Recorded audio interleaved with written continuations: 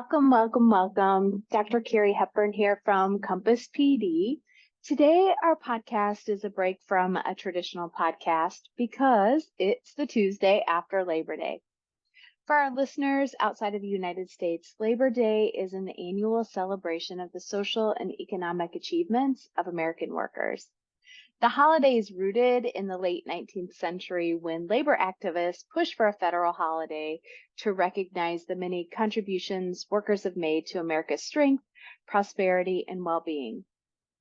Our team fully embraced taking a moment to celebrate an extended weekend, all of the hard work we've done in schools over the past year. And in that spirit, we recorded a sit-down collaboration session we had previous to the weekend. What we wanted to do in this collaboration session is break down some of the things that we do in our meetings that could be useful for you in your work when you work with collaborative teams, either when it comes to curriculum, instruction, assessment, PLCs, all of that. Full disclosure, we covered a ton of topics, tried to kind of narrow it down to one. And hopefully you're able to see that. I want you to listen in with the lens of thinking how to apply some of the techniques that we use in your meetings. We're nowhere near perfect, but it's helpful to hear ways that you can improve the overall experience and the outcomes of your meetings. To give you some background knowledge, start to listen in. Stephanie, Natalie, and I met the previous week to begin creating a progression of learning for teachers on a topic that we would be delivering PD on throughout the school year. We asked Bridget to come in and sit with us with the lens of not being part of this process and with the lens of being an administrator to give us feedback so that we could improve this learning progression for the district that we serve. So as you just jump in and out of conversations, I want you to know that this is where Bridget's stepping in. Let's get started on about this progression. I thought maybe, Natalie, what we'll do is quickly give Bridget a breakdown. Basically, Bridget, what we did the other last week was this. We sat down and we talked about all of these books that we had read, Classroom Instruction That Works, New Classroom Instruction That Works, Learning That Sticks, The Art and Science of Teaching, and we talked about these and then determined what does PD look like in this district. So because the new classroom instruction that works has some different recommendations than the old classroom instruction that works.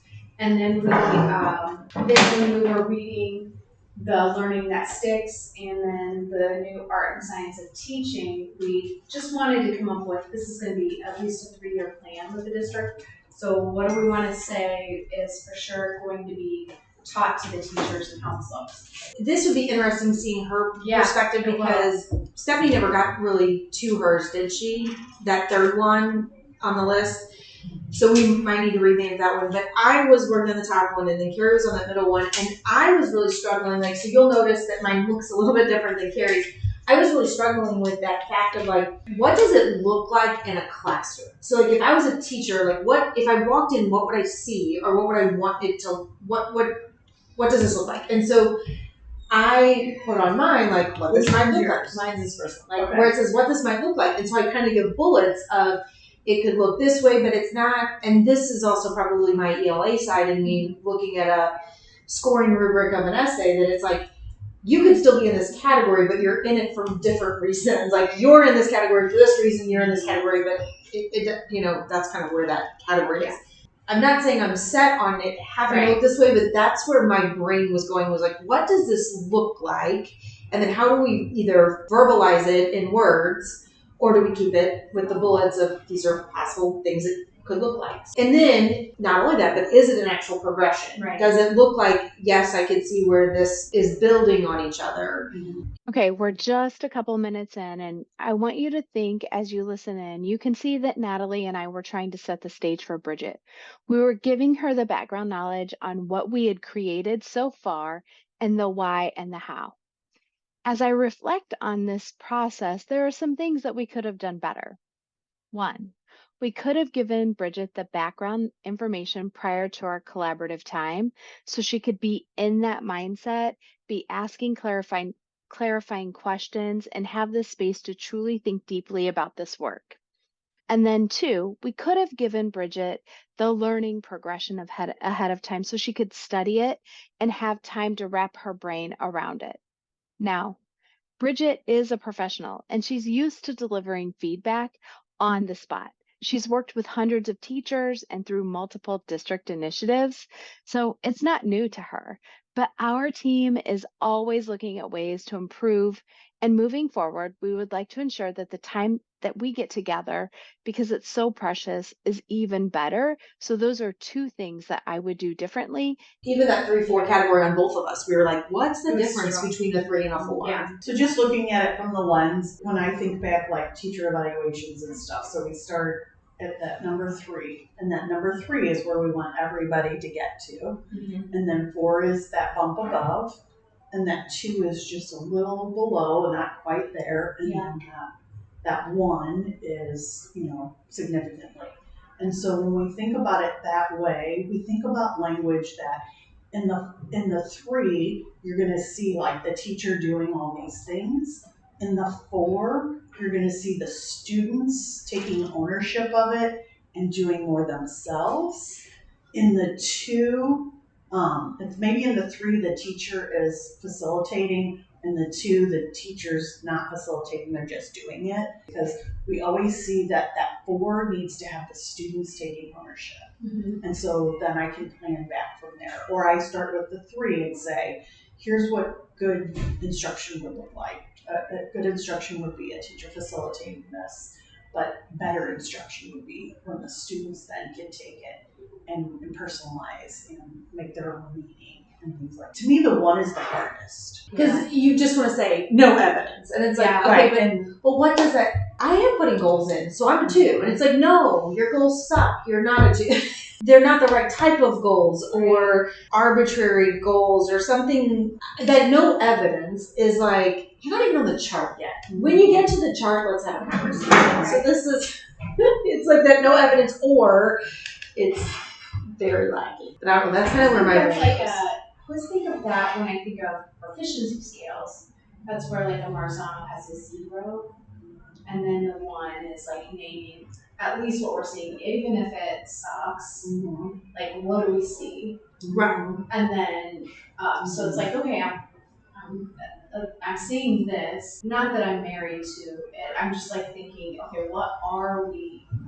There's still one level of like it, but I think that 1, that 1 has to be something that you're still seeing. Maybe it should be more like academic goals or not. Because you're saying there's some personal goals or behavior-based goals. I like that question that you have, but are we defining goals that they are academic in the glossary or not? I don't remember if that was on there or not. We didn't, not that we have. I know we had on the chart, based on what we read, were like mastery goals. We talked about mastery goals and effort goals. And performance goals. Being able to define those. Yes, but not necessarily. Now, none of this is all good for us to think through. And then are you opposed to the 0? Is that what I'm gathering? No, I just was thinking, I have a thing about things being negative on here for people, and it's like you're at least doing something. Like you're doing something. So the other thing you could include is a not observed. And so not observed isn't negative, but there's no evidence. So I think we need to give a little bit of that. We don't want to use this as an evaluation tool. Right. We want this to be the teacher's own, like if a teacher were to look at this, they were to say, if I were to read this descriptor, where do I think my classroom is right now? I'm at a 1. What are my steps to get to a 2? Gotcha. What are my steps to get to a 3? Gotcha. And it being used more as an informative feedback of you're not being scored on this. Like this is not a teacher evaluation. We know that this is best practice and we want you to create the environment. How do we get there? So maybe like in your 1, you need to say something like observable goals, not something like there are no observable goals, or observable goals not posted. Are they just not doing anything that's an observable goal? The other thing I think that if in the first bullet under number 1, we're talking about personal goals, then in the second bullet, in the first bullet, number 2, we should be talking about the same topic. In the next column, same topic.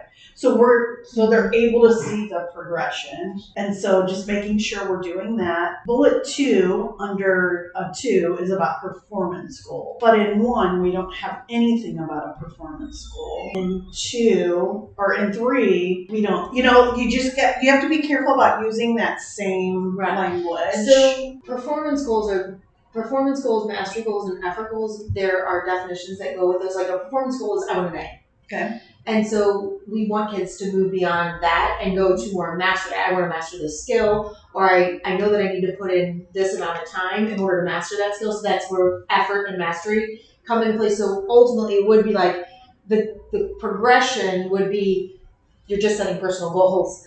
You're setting performance-based goals. You're setting mastery goals. I don't know if it's spelled out that way, but that to me is how that progression, and the bullets are not lined up. You're absolutely 100% correct in that. I guess what I'm saying is you wouldn't see the same language in each bullet because that's the growth. The growth is like going from performance right. this to this and this. The ultimate goal being mastery and effort goals that stretch and jump. Let's pause right there for a moment. A couple of things that happened in this stretch of the conversation I want to explicitly mention. 1, you will notice that we kept returning to the reliable resources that we used. Our team read 5 books from different researchers and experts in the topic that we are delivering professional learning on. Predictable problem is that you'll start talking about something and try to find ways to make it easier for those that you're serving, whether it's educators or students. However, our experience has shown us that that method waters down the learning and leads to confusion and ultimately difficult habits that can be hard to overcome. We see this not only in professional learning, but instruction as well. Another thing that you're going to notice is that questions were used to clarify understanding. Questioning is a great way to help everyone at the table come to the same level of understanding. If you have ideas popping in your head, think about ways to turn them into questions. I ask people to clarify the meaning of something for me all the time, or ask them to give me an example. It's really helpful, and if asked appropriately, it can feel less negative or confrontational. And then thirdly, we revisit again and again questionable terms for those that we serve, and we ensure that we gather reliable definitions and create a glossary of terms and teach into those terms when we're delivering professional learning. It's really important for everyone at the table to have the same understanding about language. Language can be really tricky. And so taking the time to define terms, it might feel like you're lowering expectations, but a lot of times people don't understand what a term means, but they're too embarrassed to ask. Or we've heard from all of these different people or resources that may or may not be reliable, the definition of terms, and that really can lead to misunderstanding. So, a really simple, easy way to ensure that everyone has the same level of understanding is just define the terms. See, a part of me thinks that like the top part that you have, like that first paragraph or first sentence, I guess sentence, it's not a paragraph. The descriptors, yeah. Like what this might look like to me are all things that we would talk about when we're teaching how it changes. Mm-hmm. And it's like specifically saying, and I know trying to like give them all of these things, but like, oh, when goals are established and content course unit specific, could be mastery and or effort based. It might look like this, and then those are like all different ways that I can teach somebody. Like I would see this, and it could be evidence and talking through it. Right. And I think that's a way that we process like is getting all the stuff. But that could go really nicely into the teaching and what that. Ultimately, what you're saying is take those bullets underneath it, try to figure out a way to synthesize it as part of that sentence above and only have that sentence above. I wanted to pause right here because this is something that Natalie does really well.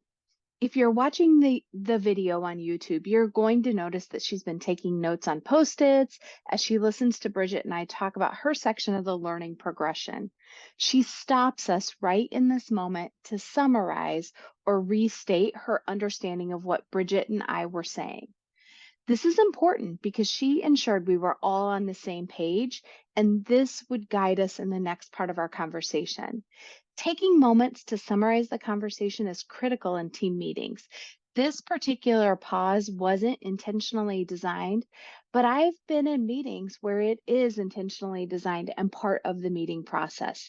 Think about how you can intentionally design and add these pauses in your meetings to ensure that we all have the same level of understanding. That's just me. And then, like, it doesn't mean that you negate all of that. It's like, hey, when you go to teach this, these are your teaching points. But in summation, this is a synthesis of that. So if you want somebody to take this, a teacher to take this, and you want to say, I'd like for us to all look at column 3, what do you notice is the difference between a 2, a 3, and a 4? So we're focusing on 3 as that's where we want to get to right now for all students. And so, but some students we're going to get to the 4, and we know that that's really where we ultimately want to be, but like we're okay if we're at a 3 right now because we're starting something new, right?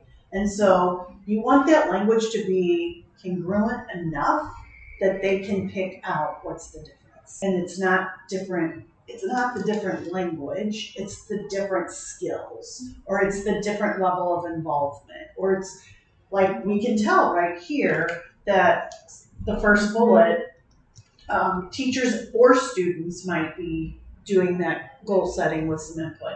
But when we look at the 4, the students are using evidence and they're doing the goal setting. And so, like, I can tell very easily right there between those two what the difference is.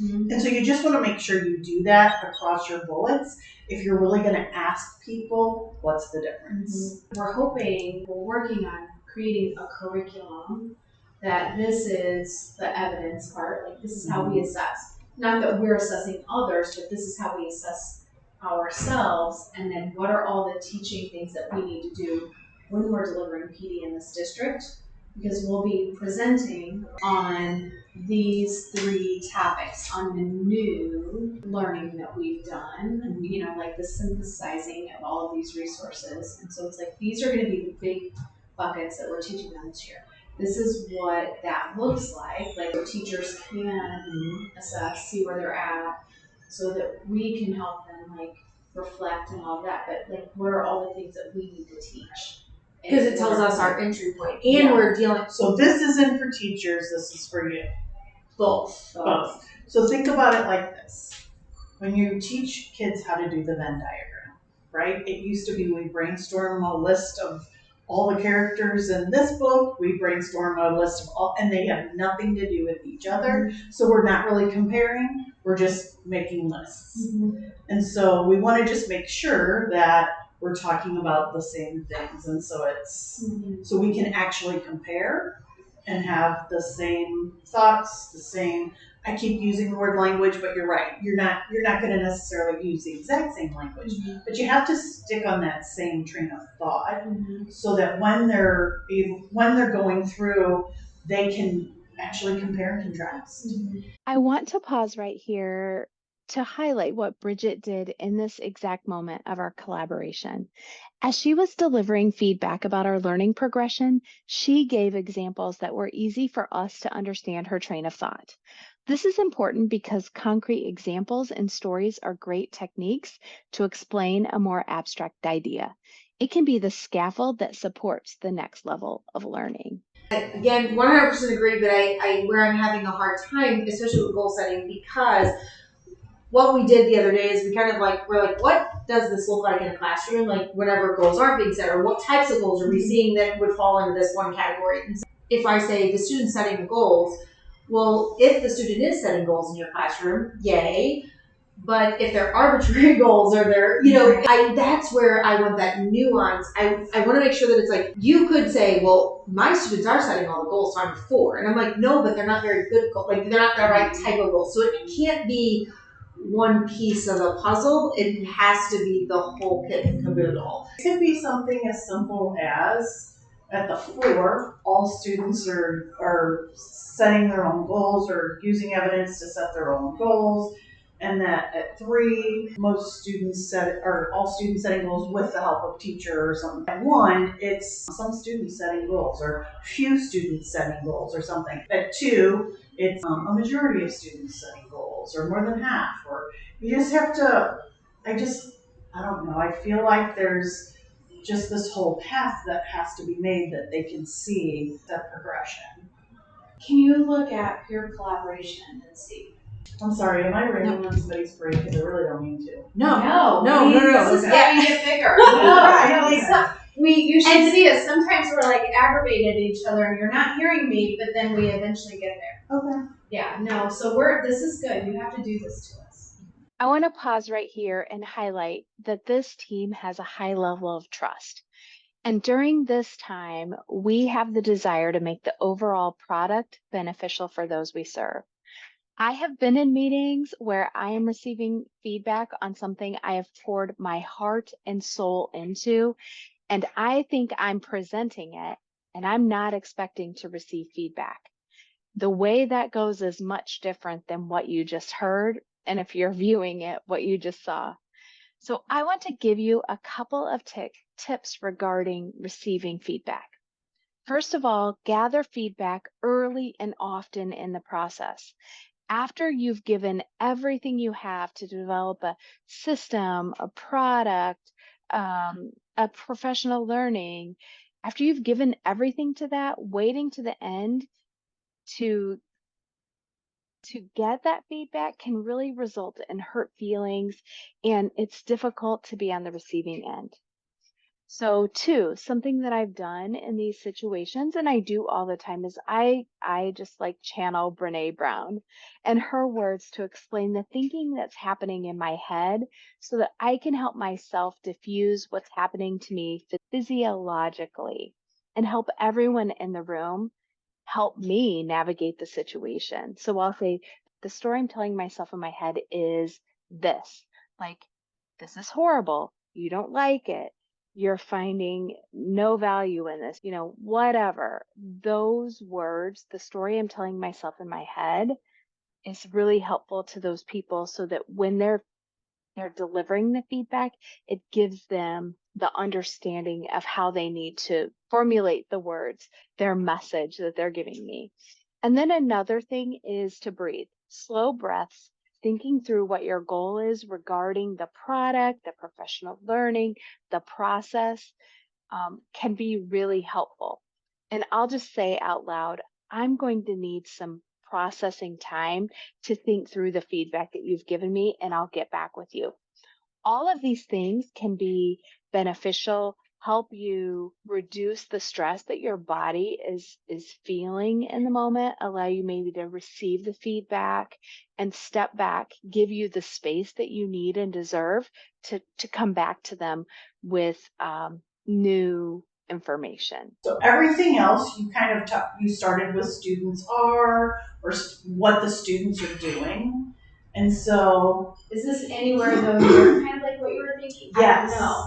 Yes. So it's a nice natural progression that you can see. I think it's hard when we go from none to some to most to all. I don't want this rubric, or at least for goal setting, to me it's not about the number. It's not about the quantity, it's about the quality of the goals. Like, what types of goals are you setting in your classroom? Because there is, and that's what's so nuanced about the goals. So I don't know if you weren't a part of this original conversation, and so the creating the classroom environment in the first classroom instruction that works, that student goal setting used to be objectives. And so it was really teacher driven. Is the teacher setting objectives? Well, they've really shifted that and they've said, are the kids setting the goals? But those goals are based on the objectives. And so there is this layer that the teacher is a part of it and that they are very academic and objective based. So they're not just these vague, arbitrary goals. They are very specific to that content, and in some respects, we would want, I mean, the teacher's gonna have some input. So like, even whenever I talk about goal setting in my podcast, it's like, you should still have a bucket. Like, you should still have, like, here are 5 that we're going to be working on this year. Now you get to pick one. So now the kid can pick one from the list that the teacher provided. And so there's a lot of under the surface stuff that has to happen in order for this to happen. And that's why it was so hard to write. Like, I was really struggling with those goals because it's like, give you a little bit of context around that particular goal. Julie, are we putting you on the spot enough? No, that's fine. I don't care. I think I know you well enough to know I can say anything. Yeah. You want them to find the treasure without having to do the scavenger hunt too much. I want to stop you right here because these words from Dr. Niederinghaus were so powerful. I've written them down in big, bold letters.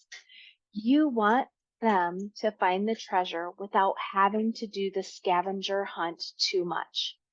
This was so important in our work of creating a learning progression for teachers, but I find it incredibly relatable in the work that we do with students when it comes to creating progressions of learning. I want to end this podcast on those wise words from Bridget and hope that you found the podcast interesting and helpful. I want to remind you of the purpose of this podcast. It was to listen in with a lens of thinking how to apply some of the techniques that our team uses to push one another's thinking in meetings, in collaborative times, and in development of professional learning. We, again, are nowhere near perfect. It is always helpful to hear ways that we can improve our overall experience and the outcomes of our time together. I hope you had a wonderful Labor Day and to have a great week. See you soon. Did you know that at Compass PD, we set big, audacious goals, much like you do in your classrooms, your schools, and in your district? We've set a goal of impacting the learning of 1 million students, and that's a big goal. Just so you know, it's a really big goal for us. But what we're going to do is we're going to be working with school districts and schools in person. And then we offer our podcast as additional learning and supports. And then if you check out our website, you'll notice that we have virtual learning options with our on-demand. Through those different modes, we are going to be hitting our target, our goal, big goal of impacting 1 million students.